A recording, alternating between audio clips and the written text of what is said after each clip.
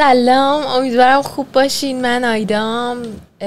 امروزم اومدم یه پادکست جدید ضبط کنم.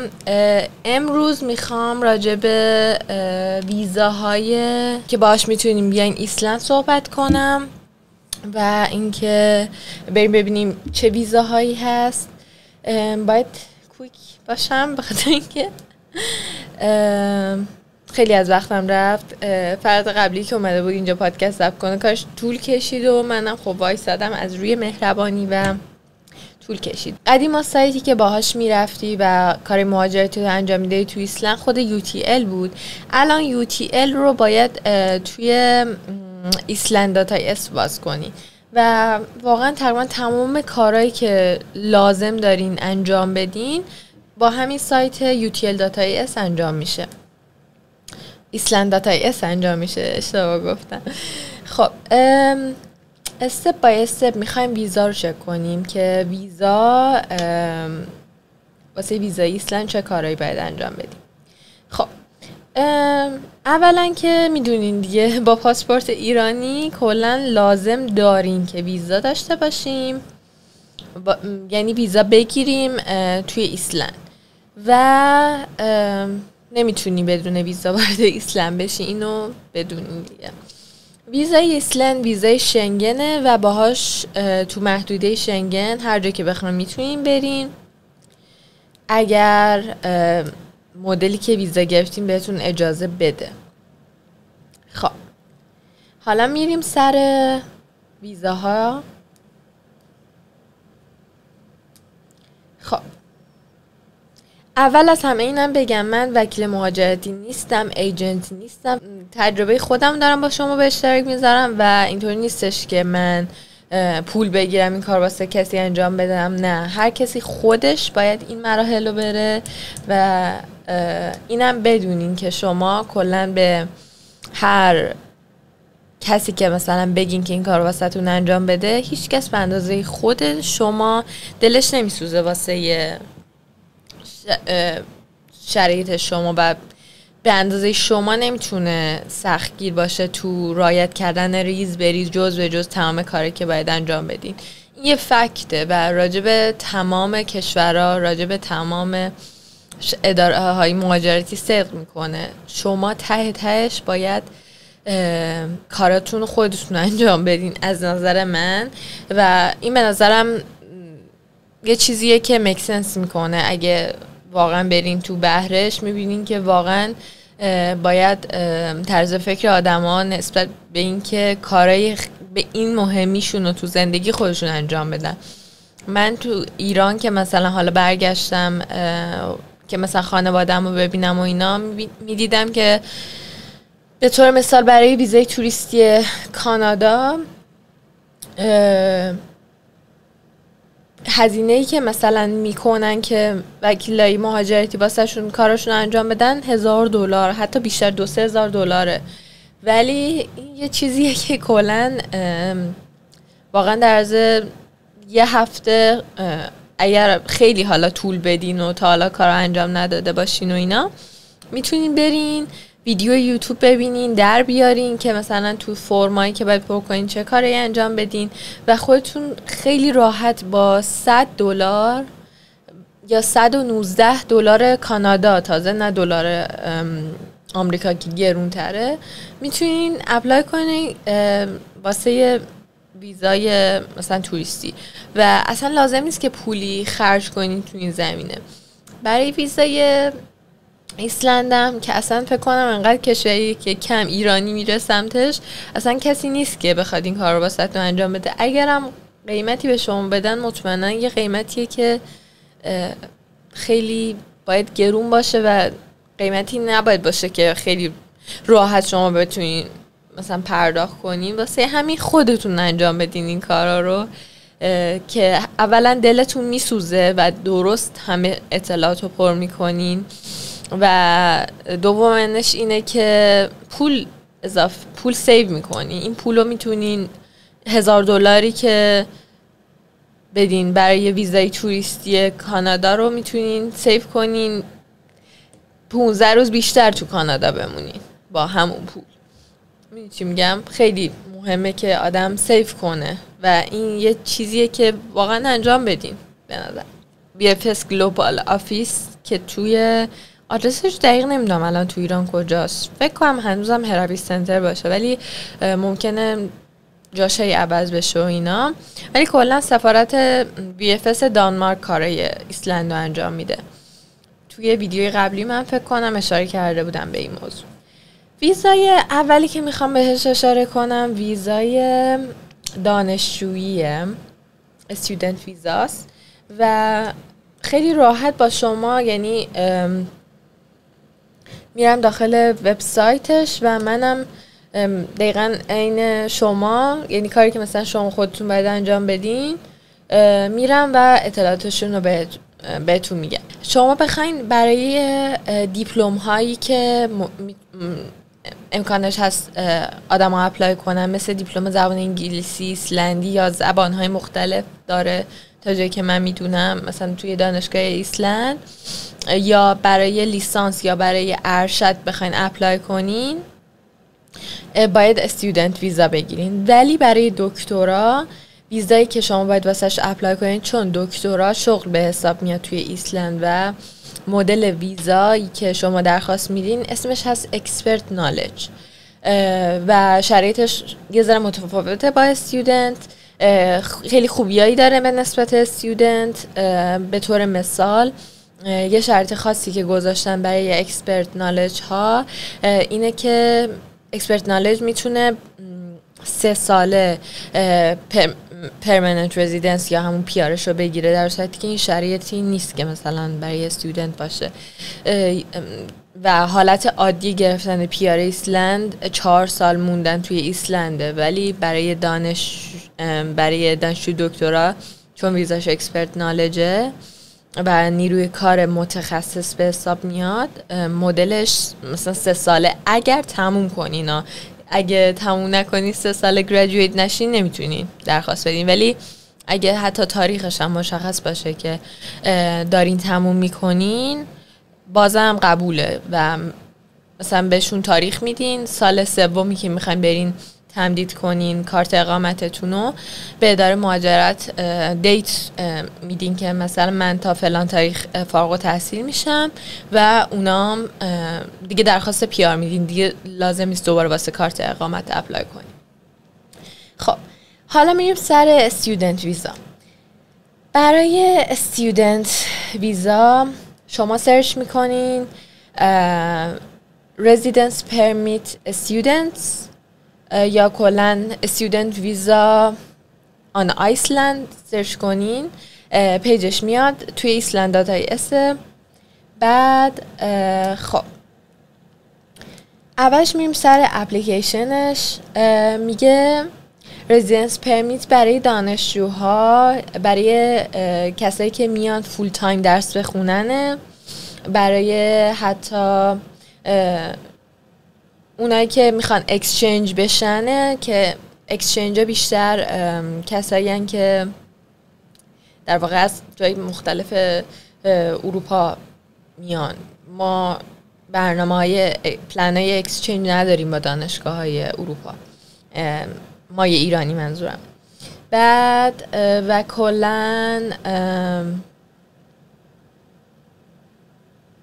اینترن ها، یعنی مثلا بخواین یه دوره اینترنشیپی اینجا بگذرونین و اینا، استودنت ویزا میگه میتونین اپلای کنین.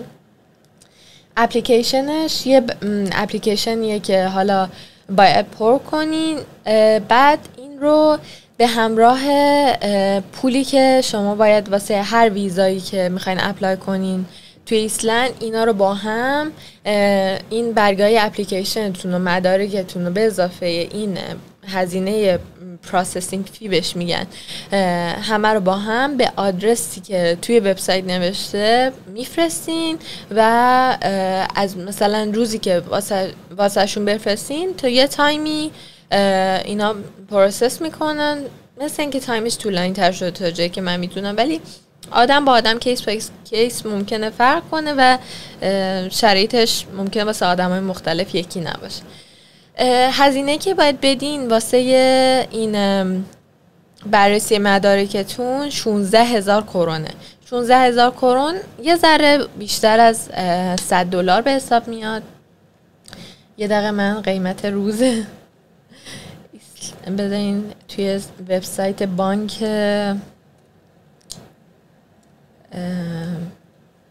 ایسلند قیمت روز به دلار بهتون بگم.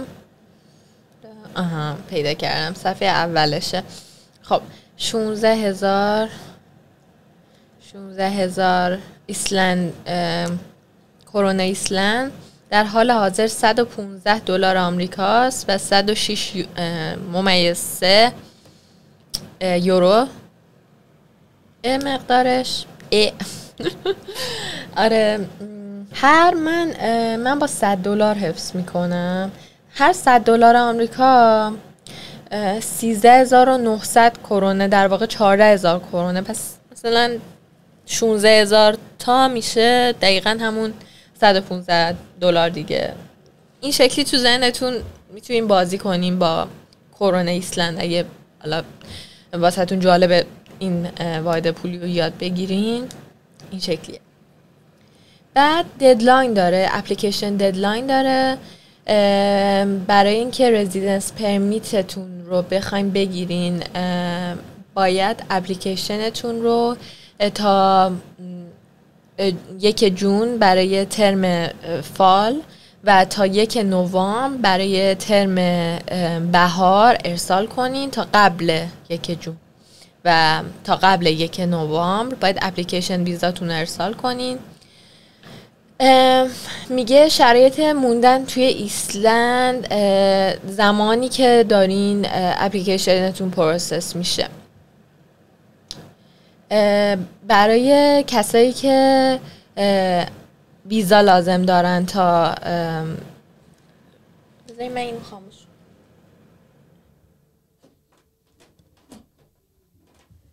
یا هم به ذهنم رسید نکنه صدایی میاد که مطمئنا صداش میومده واسهتون. امیدوارم صداش خیلی اذیتتون نکرده باشه تا الان، ولی حالا به هر حال دیگه تموم شه. خب کسایی که ویزا لازم دارن که اپلای کنن که بیان توی ایسلند حق ندارن توی ایسلند باشن قبل اینکه این پروسس انجام بشه. پس قانونی نیست که توی ایسلند بمونین زمانی که درخواست دادین. باید حتما ویزاتون رو بگیرین بعد بیاین. و میگه رد میشه اگه توی ایسلندین و تو این فاصله تا اپلیکیشنتون اکسپت بشه ویزای دیگه ای ندارین، میگه غیر مجازه و اپلیکیشنتون رد میشه. بعد میگه کسایی که به ویزا لازم ندارن که بیان توی ایسلند، اون کسایی که میگه سابمیت کردن اپلیکیشنشونو و زمان موندنشون، یعنی مثلا یه ویزایی دارین که میتونین بمونین تو شنگن اریا، اگه بیشتر از 90 روز نمونده باشین داخل ایسلند اوکیه که بمونی. و اینم بهتون بگم که شما توی یه زمان مشخص میتونین واسه چند نوع ویزا اپلای کنین. یعنی اگه مطمئن نیستین یه مدل ویزاتون توی ایسلند اکسپت میشه یا نه و دارین ریسک میکنین و دیدین آدم استرس میگه اگه پولشو دارین واسه چند مدل ویزا اپلای کنین. من اینو پرسیدم و مطمئنم، ولی واسه اینکه شما مطمئن تر بشین همیشه هیچ وقت به حرف کسی آنلاین اعتماد نکنین، چون اگه خودم بودم ممکن بود این کار بکنم. اعتماد نکنین به حرف من و برین اونجا روی دقیقاً اون باتی که اون پایین نوشته Hi can I help you، بات نیست، در واقع پشتش آدم نشسته. اونجا تایپ کنین که من در یک مثلا توی زمان میتونم واسه چند تا ویزا اپلای کنم و جواب میدم بهتون که آره میتونی. و این خیلی خوبه. یعنی مثلا شما نمیدونین الان توی ایسلندین مثلا چه میدونم واسه یه ویزای خاصی اپلای کردین، مطمئن نیستین که میتونین بمونین یا نه، همزمان واسه چند نوع ویزا اپلای کنین و اصلا مشکل نداره. شما میتونین چندین مدل ویزا یه اکسپت شده داشته باشین واسه ایسلند. ولی اینکه یکی از مثلا ویزاتون رد بشه از یک نوع ویزا، مثلا ویزای مثلا داخل ایسلند باشین به طور مثال پناهندگیتون رد بشه، اگه مثلا ویزای توریستی تو ایسلند نداشته باشین، خب اون لحظه شما غیر مجاز توی ایسلند هستین دیگه. و ایناشون به قوانینشون خیلی احترام میذارن. کلا میدونین دیگه خیلی به قوانین احترام میذارن، اروپا، آمریکا، کلا هر جا هر جای دیگه بیشتر از خاورمیانه. واسه همین حواستون باشه حتما اینو رعایت کنین، یهو تو دردسر نیفتین، یهو مجبور نشین از اینجا برین. من اینو پرسیدم و خیلی حس آرامش به آدم دست میده که واسه چند ویزای مختلف اپلای کنه همزمان. خب این از این. و اینکه قانون، خب سوالای مهمی که دانشجوها میپرسن و اینجا نوشته خیلی جالبه که رو وبسایتشون مثلا سوالایی که استودنت ها دارن برای رزیدنس پرمیت جواب داده. سوال اولش اینه که من دانشجو هستم، میتونم توی ایسلند کار کنم؟ و جوابی که قانون توی ایسلند میده اینه که اگه رزیدنس پرمیت داری به عنوان یه استودنت و ویزای دانشجوییت اکسپت شده، باید برای ورک پرمیت اپلای کنی. خب این یه چیزیه که باید حواسمون باشه. موندن داخل ایسلند یه بحثه،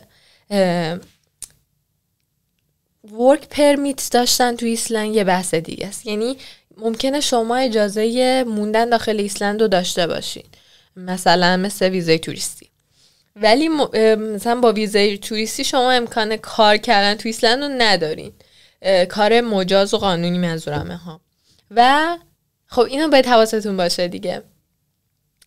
شما باید همون موقع که رزیدنس پرمیتتون رو اپلای میکنین همزمان باید واسه ورک پرمیت هم اپلای کنین.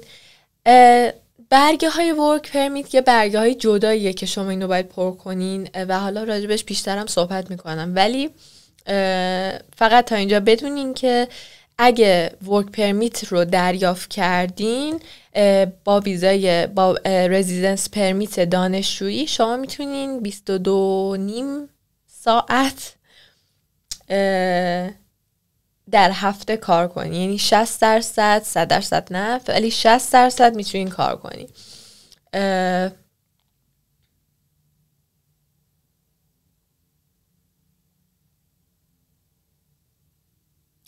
میگه شما حتی برای تعطیلات کریسمس و تعطیلات تابستونی بیشتر از 60% هم میتونین کار کنین اگر کارتون مرتبط به درستونه. یعنی اگه خیلی خوششانس بودین شما یه کاری پیدا کرده بودین که ربط داشت به درستون، میتونین واسه چی بهش میگن توی سامر و کریسمس، تایم کریسمس و تعطیلات تابستونی که مثلا دقیقا همین الان از جون و اینا، میتونین بیشتر از اون تایم هم کار کنین که خب خیلی خوبه. میگه حتی ممکنه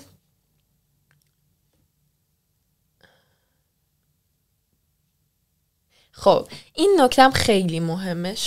میگه شما ممکنه رزیدنس پرمیت داشته باشین، یعنی اقامت داشته باشین تو اینجا، ولی هنوز برگه ورک پرمیتتون نیومده باشه. ورک پرمیت یه برگه دیگه از جدای از اون برگه مثلا حالا کارت اقامتتون اینجا که اون بهتون اجازه کار تو ایسلند رو میده. تا وقتی که ورک پرمیتتون نیومده اجازه ندارین واسه ایمپلویری کار کنین و باید حواستون باشه که این قانونه و نباید کار شروع کنین قبل اینکه ورک پرمیتتون بیاد. این از این. خب این سوال بعدی که سوال بیشتر آدم هست، احتمالا سوال شما هم هست. میگه شرایط گرفتن رزیدنس پرمیت برای دانشجوها چطوره؟ که اینو جواب دادم بهتون. برای گرفتن رزیدنس پرمیت برای دانشجو شدن توی ایسلند شما باید 18 سالتون باشه حداقل. اگه اکسچنج هستین حق دارین کمتر باشین که خب گفتم شرط اکسچنج رو ما نداریم، شاید هم داشته باشین و من در جریان نباشم، پس خودتون برین این زمینه رو تحقیق کنین. بعد چی میگه باید فول تایم درس بخونین توی یه دانشگاه توی ایسلند. یعنی نمیشه مثلا شما الکی بیان ایسلند چه میدونم 2 درس بردارین، نه، باید فول تایم دانشجو باشین و اینکه فول تایم دانشجویی یه معنی ویژه‌ای داره توی چی میگن ایسلند. و پست گریجویتتون چطوریه؟ دکتراها کسایی که دکترا هستن مثلا کشوری دیگه و یه دوره میخوام بیان توی ایسلند یه دوره بگذرونن، چه میدونم مثلا اروپا یه دانشگاهی شما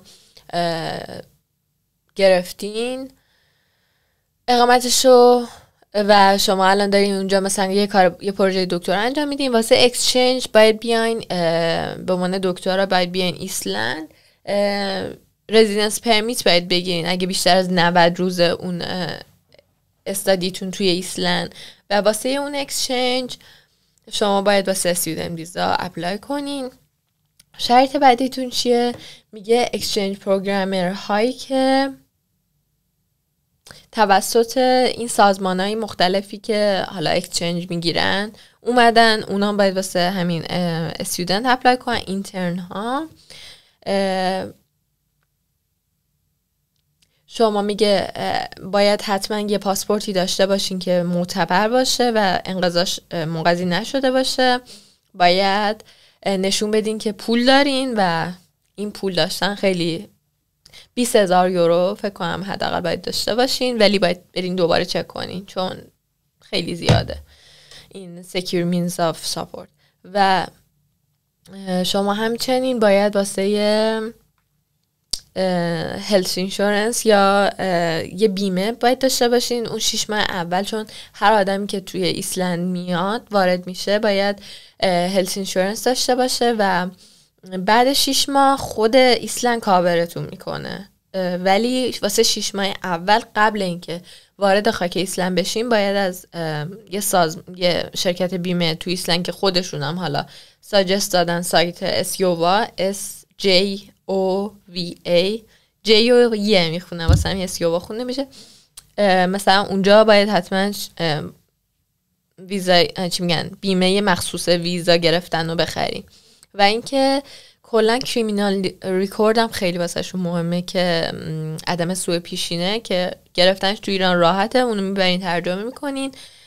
و حالا شرایطش هم داره دیگه، گفتم یه سری مدارکتون رو باید حتما چی بهش میگن تاییدیه سفارت دانمارک بخوره که الان مثلا سفارت دانمارک مدتیه که قبول نمیکنه که این تاییدیه رو بده، مثلا همون مهرای اضافه‌ای هست که میزنین روی فایل ترجمه‌تون مثل همون میمونه، ولی مال ایسلند باید از سفارت دانمارک هم چی بهش میگن اون مهر رو داشته باشه که حالا که نمیدن، چیزی که من فهمیدم از بقیه دانشجوها و آدمایی که مثلا شرایطشون این شکلی بوده اینه که باید مدارکتون رو پست کنین به ایسلند، یه کسی توی ایسلند مدارکتون رو ببره سفارت ایسلند، اونجا تایید میکنن روش مهر میزنن و دیگه قبوله دیگه که مثلا حالا ما مدارکتون رو تاییدیه ما رو داره. در واقع یه جایی باید مدارکتون رو تایید کنه که مورد قبول سفارت چی میگن UTL باشه، یعنی اداره مهاجرت ایسلند باشه، که خب وقتی الان دیگه سفارت دانمارک قبول نمیکنه خود باید بفرستین اینجا واسهتون اون تاییدیه رو بدن. تا اینجای کار ویدیو حس میکنم خیلی طولانی شده، واسه همین من اینو یه دور کات میکنم خیلی طولانی نشه ویدیو. تا ویدیوی بعدی، خدافظ.